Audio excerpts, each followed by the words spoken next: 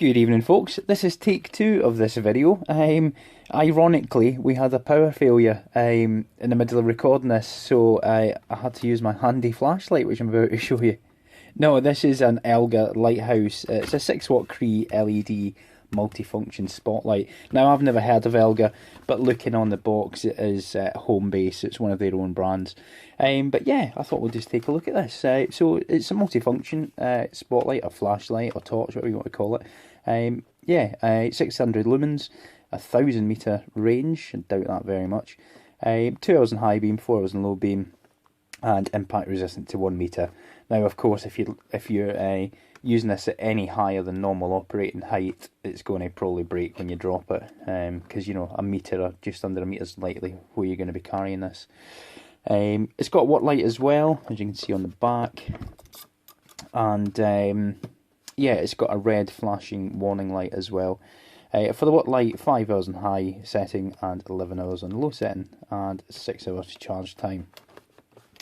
So looking around the box, yeah, all the things. It does have a built-in power bank as well, which is quite handy, so you can charge your phone off it, or iPod or MP3 player, whatever you want to use. 1500 milliamp output on that. And all the other details we've already covered. Something I did find amusing was the artwork on the side showing you, typical uses, and they've clearly just been photoshopped. The little chap on his boat here. Yeah, I'll just photoshop my red warning light in there, and this couple having a romantic drink next to the bonfire, but not enough light and not romantic enough, so they put this nice cold white flashlight next to it. And the best one, of course, is this image here of a builder or brickie, whatever you want to call him, yeah, making his wall in the dark with his cool white LED work light there, but clearly the rest of the image has been illuminated by warm white incandescent bulbs. So yeah, I thought it was quite funny. What else have we got? It comes with a strap. I've already removed the strap and I've already removed the screws. So yeah, so it'll be a bit quicker this video. Yeah, and just the same sort of stuff I've already covered. There's an image of the controls in the back, but I'll show you that just now. So I won this in a raffle today, which is quite fortuitous. I was chatting to a guy called John in one of my other videos, in the comments section of one of my other videos the other day, and he said he likes torches and things with LEDs in. So John, this video is for you.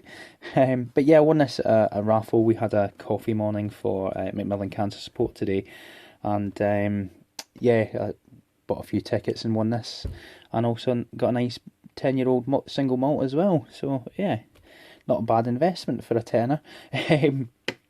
Yeah, so it's quite a nice unit. Feels quite robust. About 700 grams, I think it says in the box, and that feels a bit right. Fairly light. Yeah, it's okay. Controls in the back for the work light and flashing red light, and I'll show you the two settings. So that's it on high, and if I press it again, you can see it's very slightly dimmer. And I don't know if you probably won't be able to make out on here, but the watt light looks like 5mm LEDs, and a third press turns it off. On the other side, we've got our flashing red warning lights, and you can clearly see the 5mm LEDs in there. On the back, while it's on, it does give you a charge, sort of charge level, 4 blue LEDs. Interesting that it stays on all the time. I mean, I know they're not going to draw that much current, but you'd think they'd implement something where those go off, after a few seconds, and then when you turn it off, it would then flash on just to show you level before finally shutting down. But I suppose that's just the way it's been designed. That's our would you call it, charge port for the just outputting to charge your phone or whatever, and our input, which is just a standard micro B micro B connector, and it does come with this really cheap and flimsy micro USB to USB A charge cable. Nice that it's got micro USB. A lot of products such as this will come with a standard DC jack or one of the older type USB connectors, so it's quite good that you can use just a standard phone charger to charge this up, or even, you know, a car charger. You know, if you're a workman, you know, and you've got a car charger for your phone, you can just plug this in your wagon while you're driving about. Onto the actual main thing, it's main torch itself, or the main what do you call it, spotlight. It's got two settings controlled by this physical rocker switch. Setting 1 is the brightest setting, and you can see yeah, it's fairly bright, and on the lower setting, still bright, but just not as intense. Certainly the lower setting would be perfectly acceptable most of the time, so ideally you'd probably use that just to conserve battery life. Now the instruction says it's what do you call it, 1800 milliamp hours times 2, and I have opened this. I haven't went right into it, but it looks like it's 18650s in this heat shrinked pack. But yeah, I thought we'll take a look inside now. So the front cap's just bayonet fit, and it is held in. Oops, sorry. It is held in by a small screw just to prevent that rotation. There's no waterproofing on it at all. The only there's a little bit of protection here with these rubber caps, just for dust and, you know, slight moisture ingress. But, you know, just don't get this wet, because I think it would go straight inside it. Like I say, I've already taken the screws out due to the power cut, but yeah, there's a few, and these two here were under, there was grey stickers stuck along there to match with the design, and that just covered those two up. So, inside, I can go this way actually.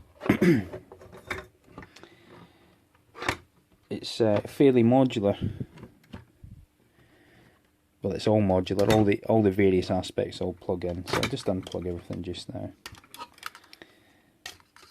and we'll have a look. So I won't take these boards down. You saw clearly they're just you can just see through the plastic. They're just standard 5mm LEDs. On a main torch emitter, yeah, it's supposed to be a 6-watt Cree LED.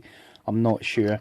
That's soldered directly onto this board on the back, which is a pressed paper board, and there's a little aluminium shell there just to aid with heat sinking, and that's switched directly onto the switched by the rocker directly onto the back of this board, and I don't know how they're doing that, but yeah, there's some quite hefty SMD resistors on there, and that just feeds back to the main control board. In here, I'd say I won't take it down too far. Yeah, clearly 18650s.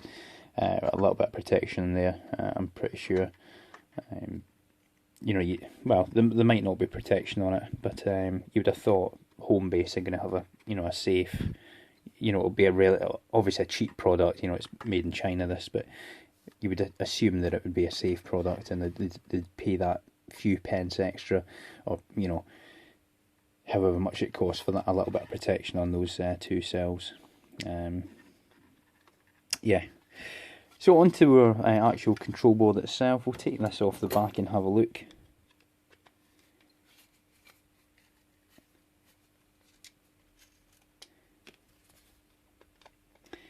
Yeah, the charity coffee morning, we managed to raise £1,500 today. So Paul, one of the lads that was there, he'd quite long hair, you know, shoulder length hair, and he got it.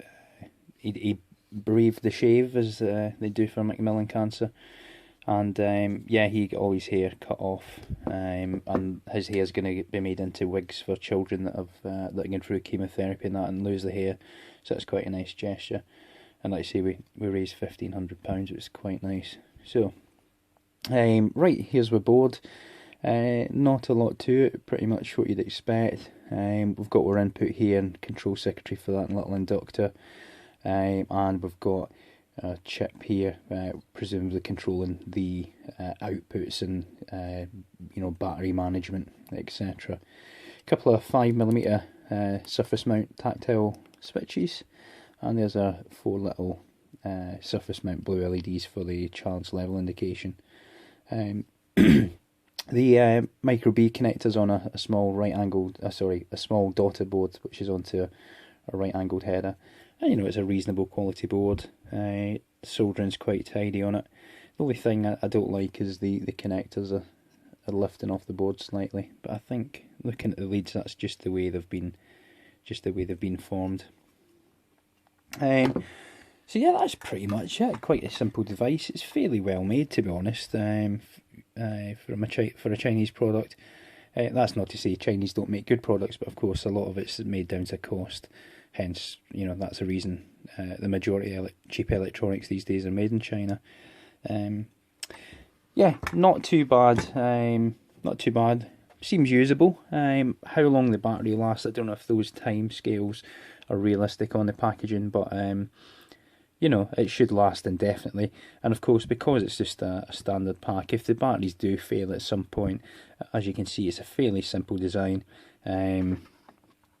Look at the fact, we'll just take the batteries out. Not using that screwdriver. Yeah, it's a fairly simple design, fairly easy to take apart. So, the replacement of these batteries should be fairly simple. Yeah. So if it does fail, just cut this open, split it, 2 new cells on, solder them together, reuse the lead. Job is a good one. Obviously your torch will be back up and running. Of course, that just depends on the longevity of this LED. If it is a true 6-watt LED, I'm not sure if it will be, but it just depends how hard they're driving that. If it's not a 6-watt LED and they're driving this at lower output LED a bit harder, then clearly that could fail far sooner than the batteries would do. But yeah, anyway, I'll leave it at that. Hope you hopefully enjoyed that. Yeah, any questions or comments, please leave them below, and please like and subscribe. And hopefully we'll see you again soon for another video. Take care. Bye bye. Hi folks, this is just a little bolt-on video. Sorry, I forgot to show you the actual charging function. So I've just plugged in my genuine Samsung cable, and if you look at my S7 Edge here, you can see that the phone is being charged at just under an amp, which is perfectly reasonable for something like this. A normal mains adapter and genuine cable will charge this phone at around 11 or 1200 milliamps. So let's say it's just over an amp now, so that is perfectly respectable and will boost your phone up fairly quickly. Clearly, it's got 3200 milliamp hour capacity, and that's somewhere around the capacity of this phone. So an empty phone, you're only really going to get realistically probably one charge or a partial charge out of a fully charged torch. But yeah, that's fairly reasonable. If I do put it on full power, interestingly, it doesn't make any difference to the output. It is dropping down just now, and that could just be to do with because it's a fairly cheap unit. But if we watch this, you can see it's climbing back up to just under an amp. So yeah, I thought possibly if that's driving that, it's apparently a 6-watt emitter. You thought the draw on that would certainly knock this in, but it's clearly not prioritising one over the other. It's just basically using all the available power to do both jobs at the same time. The cheapo supplied cable, the charging cable, using it as a charging cable to the phone, will only output, or the phone will only charge it at half an amp. So yeah, if you're going to charge your phone off this, use a genuine cable or a high quality cable. Anyway guys, hope you enjoyed that. Like I say, like and subscribe if you wish to do so. Take care, all the best.